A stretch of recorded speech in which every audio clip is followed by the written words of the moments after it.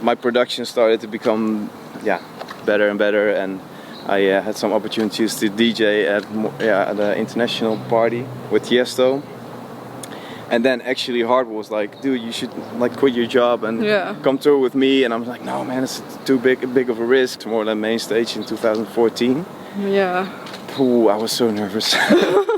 That was like the highlight of my career so far. If I weren't a DJ, I would probably be like a soccer player. Oh, and the first, was it the club you played, Jansen? How do you say it? Yeah. Played like every Thursday, Friday, Saturday, and like 6 hours straight. But I loved it. It was so much fun. Yeah. I was young. It was like, it's the best thing that you could do. Hi, this is Lauren Engel of Sidewalk Talk. Today I'm here with DANNIC. Hello. So you're born in Breda in Netherlands? Yeah, correct. And your parents were born there as well, or? Yeah, my parents were born there as well, and if you don't know the city, it's the same city where Tiesto is from, and Hardwell obviously. So it's a lot of DJs come from, originate from there. All your extended family is still there? Yeah. Wow. And that's why I will never move. I love it so much. It's like, it's really coming home for me. What do your parents do? My parents are now retired. So they're, my mom is like, she was like a teacher. Oh. And my dad was like a head principal. Oh, so both in the academic field? Yeah, both in the academic field. And then my dad also had this big watch website. Oh. And so he did that on the side. But it turned out to be like even bigger than his whole principal career. So, he's an entrepreneur. He's an entrepreneur, yeah. But he sold everything, and I was, they're retired happily. Where do you think you got your creative side from? I think from both actually. I mean, my dad was always like working on his laptop and his computer back in the days, and that's how he created his website and stuff. And it's very creative. And then my mom, she's actually a great. She draws. Oh wow! So she's not like professionally, but like as a hobby. And she's very. She would make like clothes for us, for my sister and me. Yeah. So I think that's where the creative part comes in. And for the rest, I always. When I was little, I would go to the kitchen and then grab all the pots and pans and just start like making music, or I thought it was music, but I would start drumming on them and making a lot of noise. And music was always there. My mom and dad were always playing music. What kind of music? Like literally like everything from Otis Redding to Sting, The Police, U2. Classical music as well. So, like as a kid, I kind of absorbed it and always wanted to listen to music in my own room. So when I was maybe 7 or 8, I already had like huge speakers in my own bedroom. Oh wow! And just like recording stuff from the radio. And you were doing that with your sister, right? Yeah. Like a little brother-sister radio show. Yeah, we did that too. Yeah. We recorded ourselves. Just, I don't know, like doing a crazy radio show, and it's super fun. Did you play instruments? No, Oh, I didn't. I mean, I did like 2 sessions on a guitar, but I didn't really feel it. I was like, no, I just want to listen to music and not make it. But yeah, eventually I taught it myself by doing it on the computer, obviously. And the person who really clicked you was Michael Jackson, right, back then? Michael Jackson's. Your Billie Jean was your first Billie CD. Jean is like, I still can't get over that song. It's amazing. I just saw the documentary about Quincy Jones. It's on Netflix now. Yeah. It's so sick. They actually made that song like in 1 hour or something, even less. Wow, so, that's insane. I love it. And I think that's also where the music that I make, it has to have some sort of groove. It needs to be funky. I think that's really important. And maybe that kind of like Michael Jackson is one of those that influenced me. And what does your sister do now? Is she doing creative stuff? She's actually in the healthy food industry. Oh, so different. Yeah, she makes like food plans for people and diet plans, or how do you say that? Yeah. And yeah, that's great. And she has her own like website where wow. she has like amazing recipes of. What is it? Stuff. Maybe they wanna. It's Dutch. It's called Nikki kan het weten. I'm following her on Instagram, so if you want to check it out. But it's great. She just posted like amazing pics of food, and like watering my mouth already oh my when gosh. I see it. How do you describe yourself back then, growing up? Your personality? I was always like super energetic, always playing outside, playing soccer as well. If I weren't a DJ, I would probably be like a soccer player. Oh. But then I became a DJ, and you know, you have like the matches are on Saturday or Sundays. Mm-hmm. Sometimes like really early in the morning, yeah. and I just couldn't do it anymore because I was always like DJing and till 4 a.m. And yeah, what else? Did you like school? Like, were you good at school? I was actually. I didn't really like it. I didn't even put too much effort in it. So it kind of I have my degrees and stuff, and that's all good and well, but I wanted to do something creative. I was always doing DJing on the side, and when I was really young I already had my own drive-in show, so I was DJing at friends' parties and school parties as well. I think it was 12. Yeah, 12, and then my dad he was my driver. And it's like nothing spectacular, like simple CD players and then a hi-fi set of my dad, and it just all went in the car, and then we drove towards some kind of birthday party, and I was just, yeah. How did it click to you to even start DJing? Because were your parents playing electronic music? No.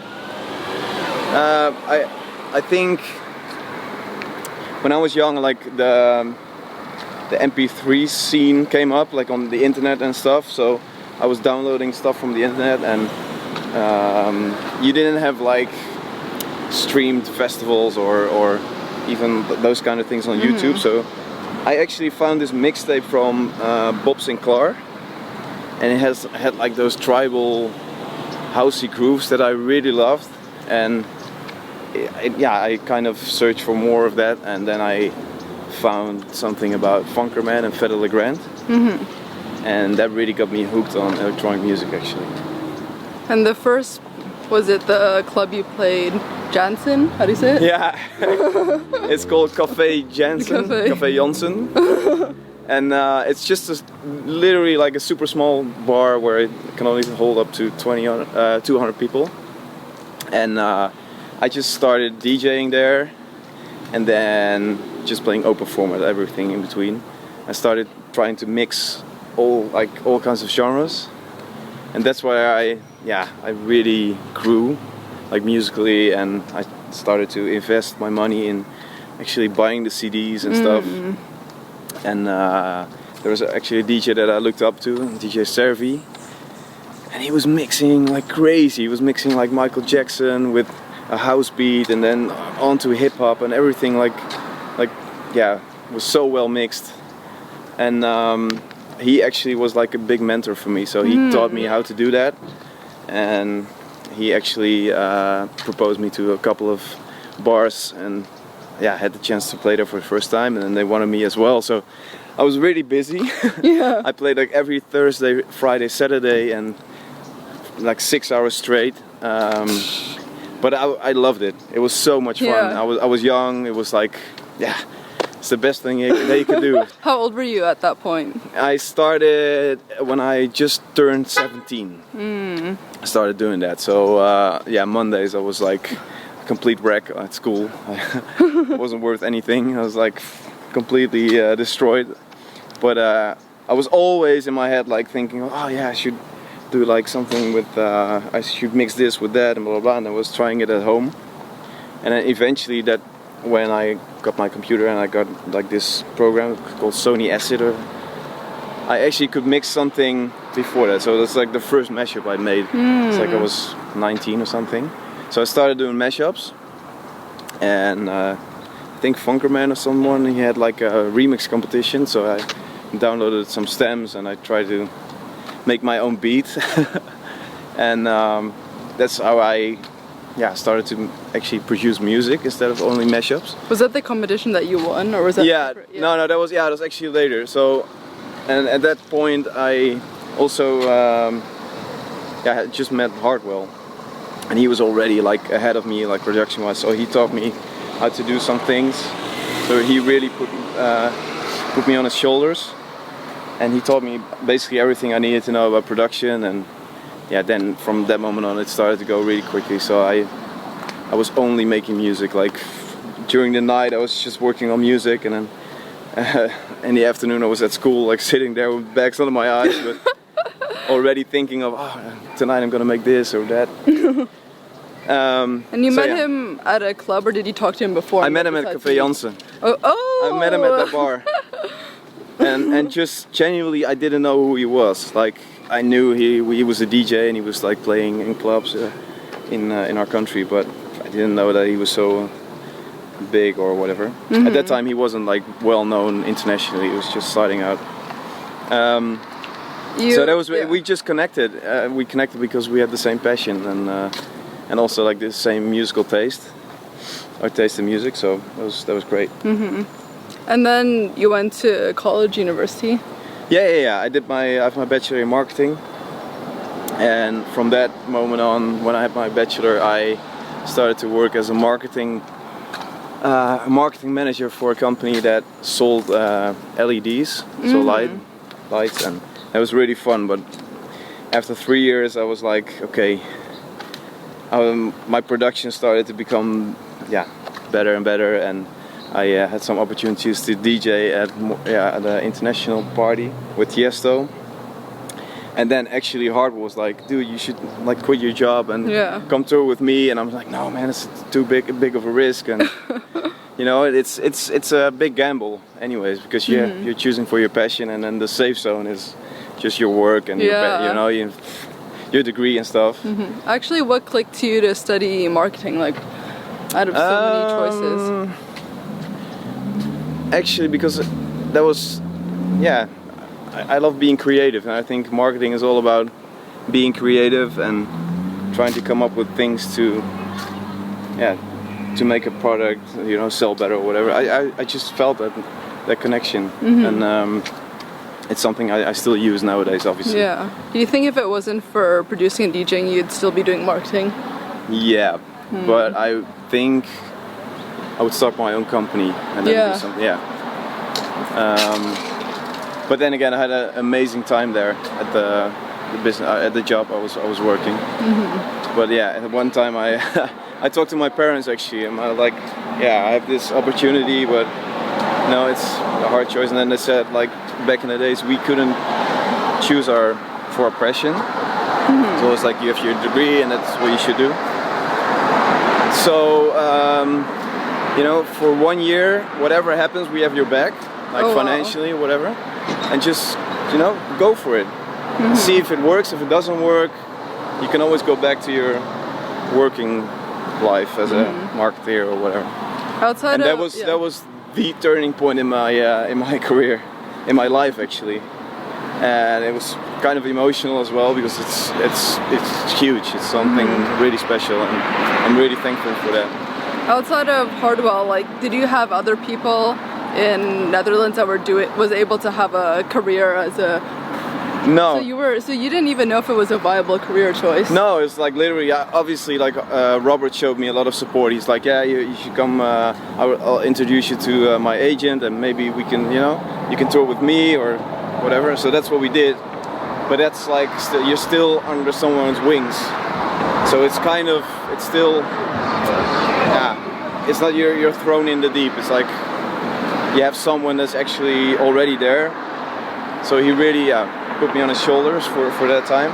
But of course, if I didn't have any talent or whatever, there's nothing much he could do. So I had to work my ass off. I really invested all my time I had, every single spare time that I had, in producing music and just making my craft, developing my craft.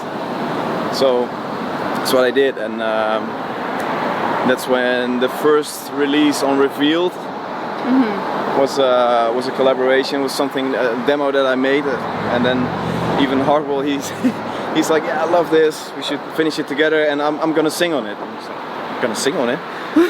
And that was Get Down Girl. Yeah. And yeah, the rest is history. At that time I was actually DJ Funkadelic. I wasn't called DANNIC. Oh. Because yeah, Funkadelic is actually it's a 70s band from here. Why did you decide to change your name? Yeah, well, that was when things got more and more professional, and I got actually an invite from an agent here in the US. But he's like, yeah, there's only one thing, you should change your name. I'm like, change my name? Yeah, because if you want to release music here under Funkadelic, it's gonna be, you know, because it's gonna be a tough one. So that's what made me change my name. I'm like, okay, maybe something close to my real name, Dan. So it's like Funkadelic. And then my sister's name is Nikki, so it's Dan and Nikki. Oh. Dan, Nick, whatever. So cute. Yeah. How were you living? Like, did you like, after you quit your job, how were you like supporting yourself financially? In the beginning it was really hard.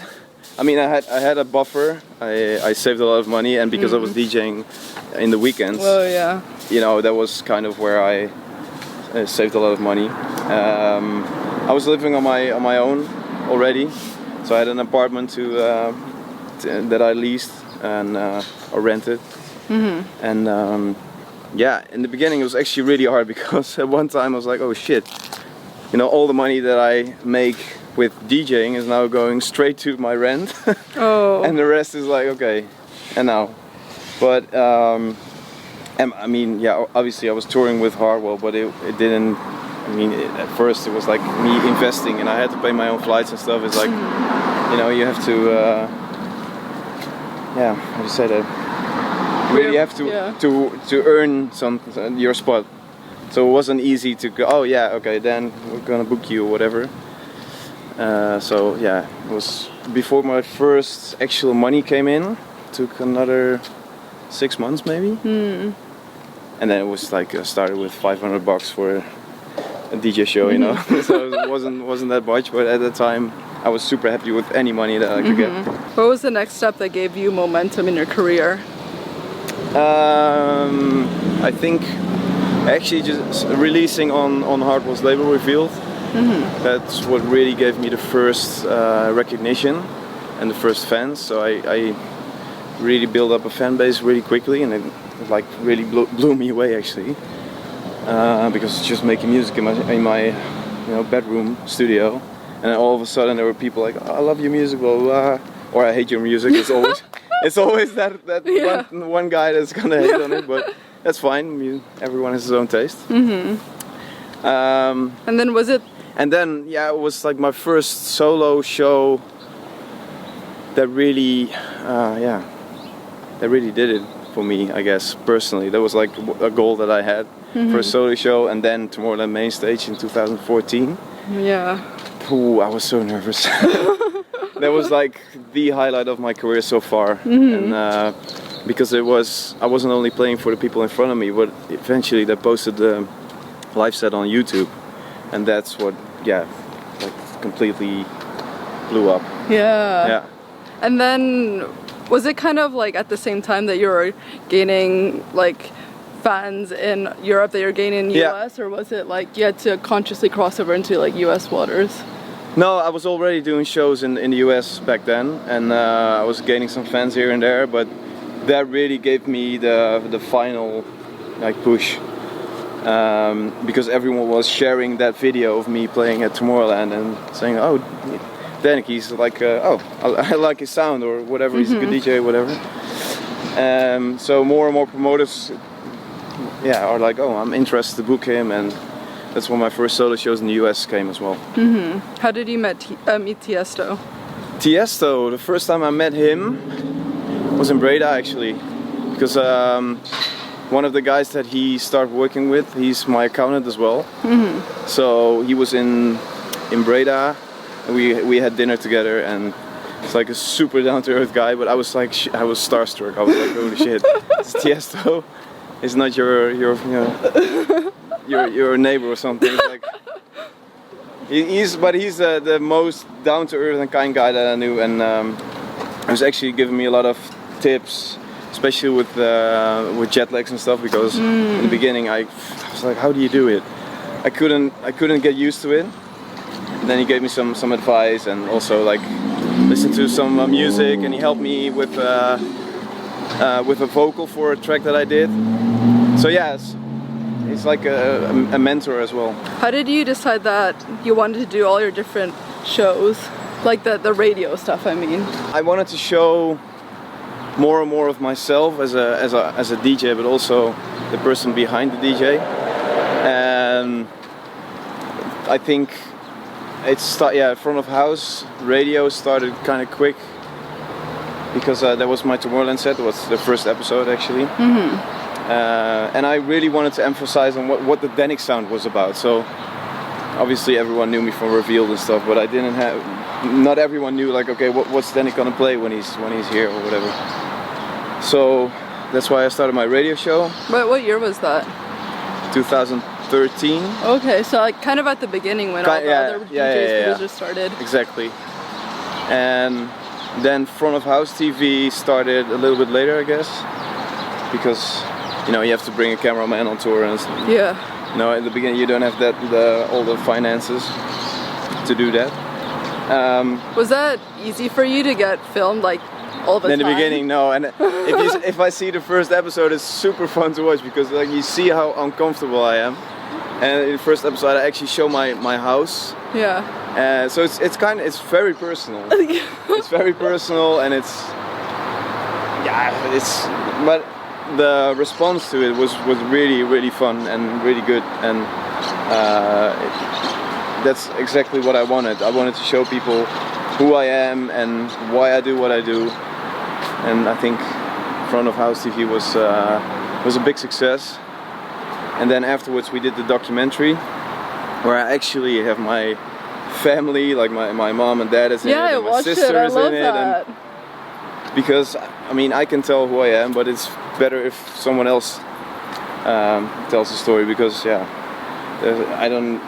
they see me in a different way, of course, and they know much more about me than I know about myself, probably. So it was really fun to watch for me as well, because I didn't know what they said in the interviews. I wasn't there when they were recording it, so that was a big deal for me. Do you have any upcoming like those type of shows that you want to do? Yeah. So everything now is translated to Fonk, because I have my own label now, and now front of house TV is Fonk TV, and then Fonk Radio and stuff. So everything is Fonk. And I started vlogging, but that was just like super amateuristic, and me just holding the camera and shaking everything. it was horrible. But eventually that was kind of the whole idea behind it. It's just like super low profile, just fun to watch, and some super lame jokes in there. And now we have Fonk TV, so I just brought my video guy with me, and actually the same thing what we did with front of house TV, but now it's Fonk TV. Yeah. And then how did the name Fonk come about? Was it because of your previous name? Yeah, kind of. Everything is influenced by the funkiness of the and the grooves that I have on my tracks. And Fonk is just a slang of funk, funky music. Yeah. How did you meet the people at Spinnin'? The people at Spinning, when I was making, I had like this one song that I made, and it wasn't really suitable for either Revealed or my own label, and I sent it out to Spinning, to Jorn, who's the A&R over there, and he immediately responded like, "Oh man, I love this, and you should come over and show what you have."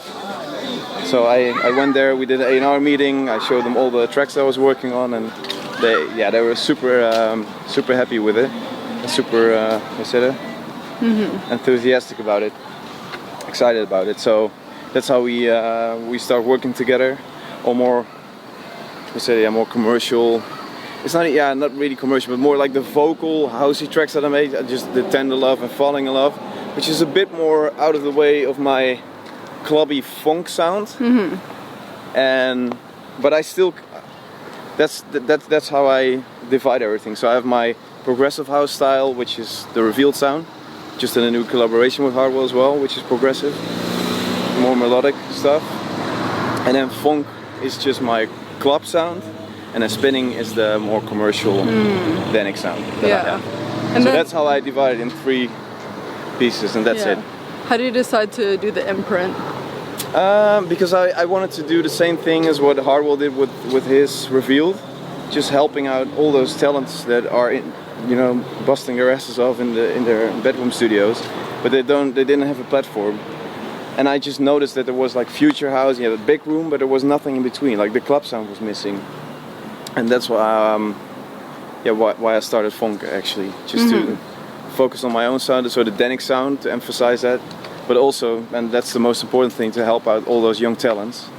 And actually, like right in the beginning of the process, so when they send me a demo, and it's like 50% finished or something, I help them finish the track. Oh wow! But I also help them with the mixing and mastering of the track. I do all the mixing and mastering for them. Or I just like, whenever it's 90%, I make sure it's 150. And by doing it, I also wanted to give them the publicity and the platform to help them get more bookings and get better at what they do, obviously, and be a mentor for them. And then, have you, like, being in electronic music for so long, do you ever find yourself like chasing trends or difficulty staying relevant at times? Obviously, you question yourself every now and then, especially I think last year when everyone was trying to be the next Chainsmokers. Kind of, because everyone was struggling to find or wanted to follow a trend, because it's, everyone wanted to be on Spotify. Now streams are more important, so how do you do that? Club music isn't going to have a huge amount of streams if it ain't like melodic or has a vocal, because you're not, my mom listens to like chill music. So yeah, obviously sometimes it's hard, and you don't want to box yourself, you want to be creative, you want to think out of the box sometimes. And in the studio I make tons of different music. I also made some hip hop beats just to, explore what I can make. But eventually I found that I still love making just house beats, and that's what the DANNIC sound is about. So that's why I choose to, if it's gonna be more commercial, then it's gonna be something like Tender Love or Falling in Love or the recent tracks that I did on Spinning. And that's it. So I'm not gonna follow any trends like, now I should make more hip hop or whatever.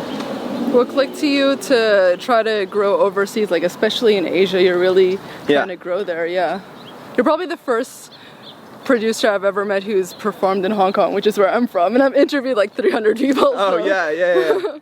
No, it's insane, and Asia is only starting out yet. It's I think it's the same thing what happened here in the States like 6 years ago when EDM came in. It's really fun to see, and it's really exciting as well, because the market is huge. And especially China, where obviously social media is totally different than we're used to, so everything is new to them. And it's really exciting, it's really fun. And also, DJing there is totally different than when I play here, for instance, which makes it even more interesting for me.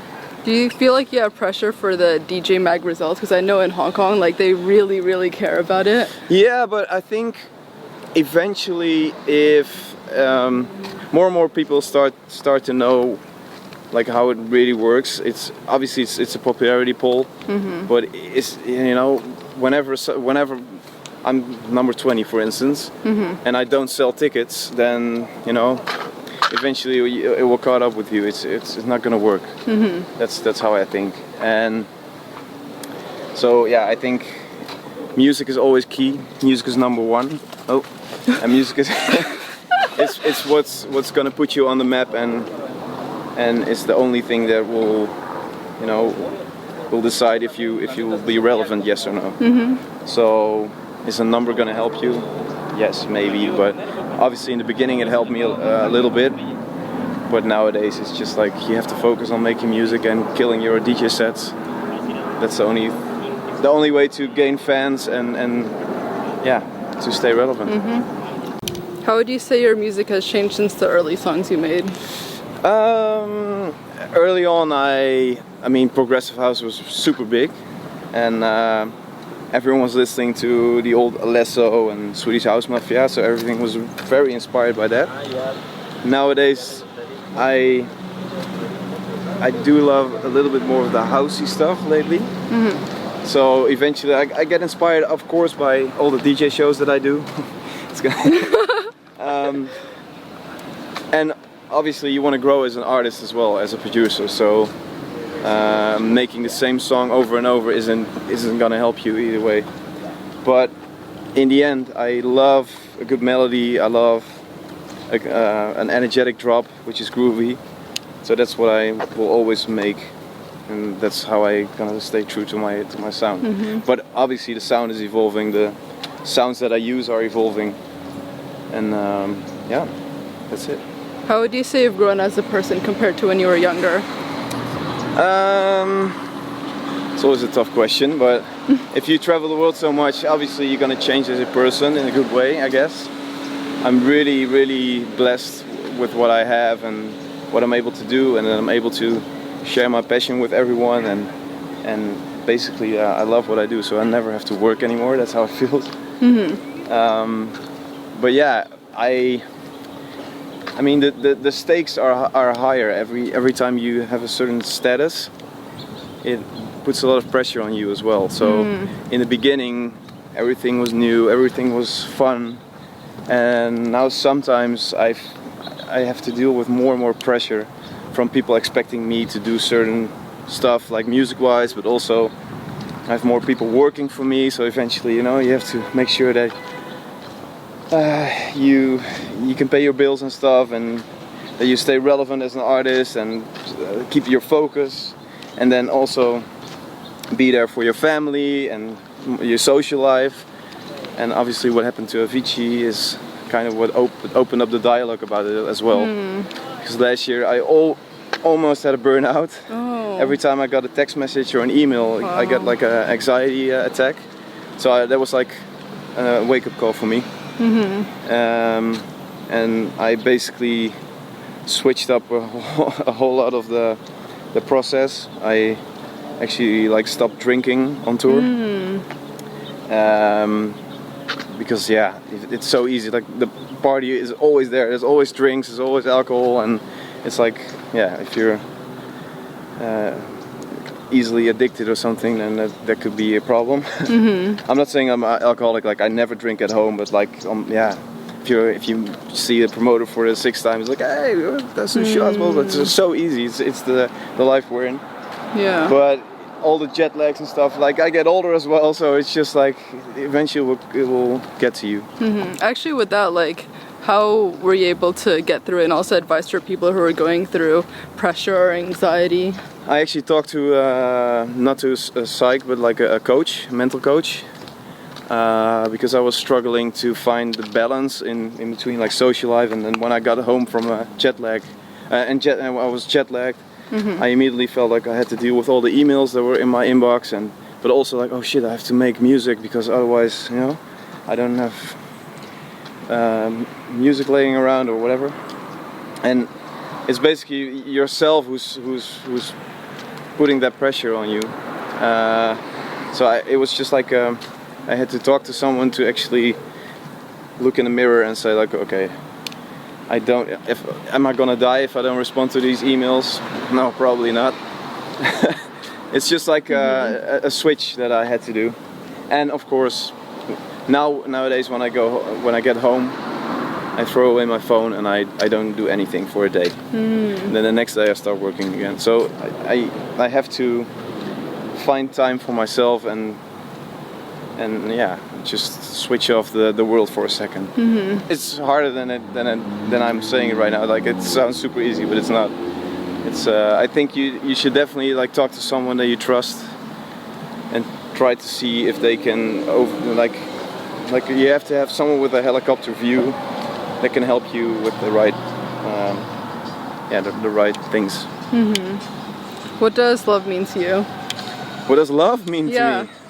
Everything. I think love is what makes you happy and makes you stronger, and especially my family means everything to me, so it's far more important than money or success or whatever. Love is key. Last question, what do you want to be remembered for? Oh, that's a good one.